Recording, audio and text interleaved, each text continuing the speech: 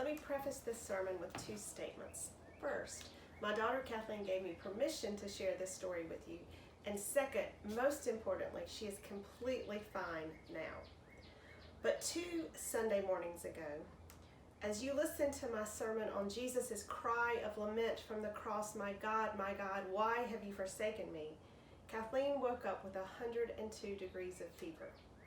Just as the coronavirus anxiety was spreading as rapidly as the virus itself, just as the reality of the pandemic's reach was dawning on so many of us, my daughter began exhibiting one of the first and most frequent symptoms. I wanted to cry out, my God, where are you? How can this be happening?" I was scared and angry and unable to focus, all while trying to put on a brave face, just like we did when our kids were toddlers and they fell and scraped their knee. Do you remember how their reactions were a mirror to ours? If we panicked and freaked out over a little bit of blood, then they would cry.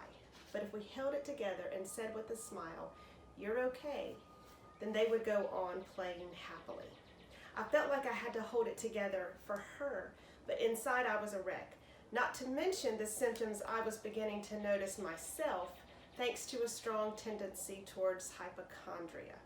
One night when I couldn't sleep, I literally kept opening the bedside tube of chapstick I kept, just to make sure I could still smell the mint flavoring. Through the fear and anxiety, we did what we could. Clorox wipes and hand washing. We kept a record of her temperature and Tylenol dosages, and we called her doctor. And we called her doctor again when she didn't get any better. We took her in, where the doctor did a flu test, a strep test, and a chest x-ray. In an abundance of caution, which, let me add, those are words I hope never to hear again after this pandemic is over, the doctor decided he would do a test for COVID-19, the results of which would take way too long. But somehow, just getting the test offered a relief, not from the illness or the fever, but from the fear and anxiety. At least we would know something.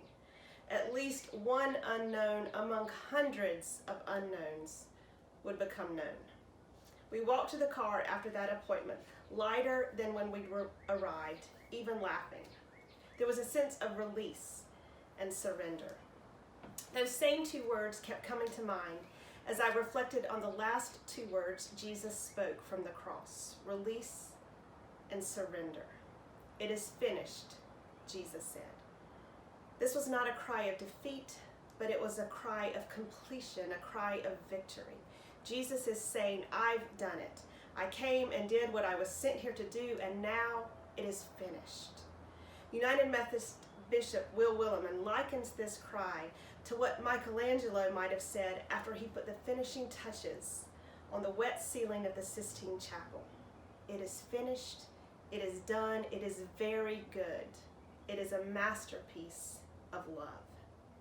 It's only in John's Gospel that we get this word of completion. John recorded it because in John's Gospel, Jesus is always in complete control of what is happening to him. Jesus knows that there on the cross, the gift of love is completed, finished. No greater love is there than to lay down one's life for another, or for the whole world. "For this reason I was born," Jesus says, "and for this reason I came into the world, to show the world the truth of God's love, and it is finished, completed, a masterpiece of love." Whatever else unknown lay ahead, Jesus knew in that moment that the work of the cross was completed. Having loved his own who were in the world, he loved them to the end. And then he surrendered his spirit to God. As recorded in Luke's Gospel, it was now about noon, and darkness came over the whole land until 3 p.m, while the sun's light failed, and the curtain of the temple was torn in 2. Then Jesus, crying out with a loud voice, said, "Father, into your hands I commend my spirit." Having said this, he breathed his last. In this last breath, Jesus shows us what it is to trust, to surrender what is unknown to the one who knows and holds everything for us. Again, quoting the prayers and hymns of the Psalms, this time Jesus quoted Psalm 31. Into your hands I commit my spirit. You have redeemed me, O Lord, faithful God. My times are in your hands. In the midst of all that is so hard right now, that image of surrendering all our times to God's hands is a comforting image.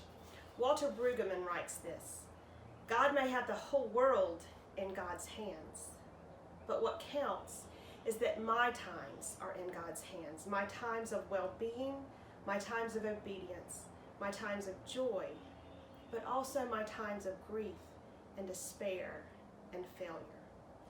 All of it, God holds in God's hands. There on the cross, with his dying breath, Jesus teaches us to surrender that which we cannot control to God's powerful, grace-filled hands.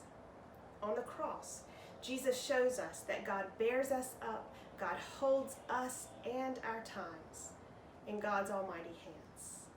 A masterpiece of love. I'd like to tell you that I no longer worried after Kathleen's test was done, that I no longer panicked at every cough or freaked out over every ache and chill. I'd like to tell you that I haven't worried at all about our church and finances or how to record sermons on a video camera. I'd like to tell you that through all this I have trusted God completely and never fought to control things myself, that I never let anxiety or worry keep me up late at night. I'd like to tell you all that, but I can't. Sure, sometimes I did surrender and trust, but not all the time.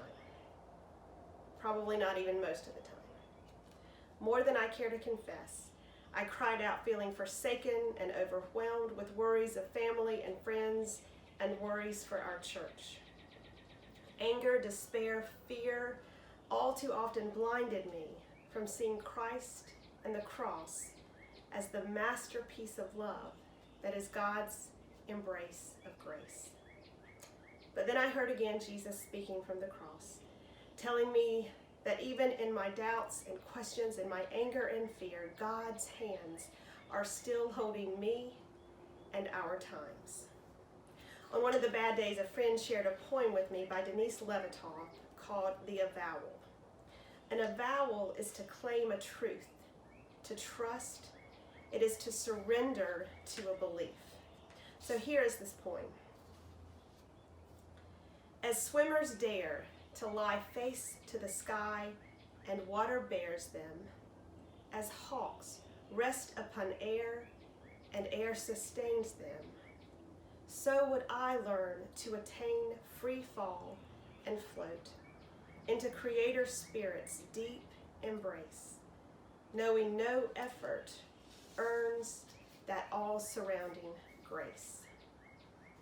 The days and weeks ahead of us will still be full of uncertainty and fear. Lent may seem to go on and on and on as we continue to give things up and do without. Easter will come. Easter always comes, even if this year it may seem to take a little longer than 3 days. But the good news today, now, is that even on Good Friday, even before Easter came, Jesus said on the cross, "It is finished, it is very good, it is a masterpiece of love." In the days and weeks ahead, may we seek to follow his example, surrendering, floating, resting in God's all-surrounding grace, assured that our times, all of them, the good and the difficult, all of them, are held in God's hands. Thanks be to God, Father, Son, and Holy Spirit. Amen.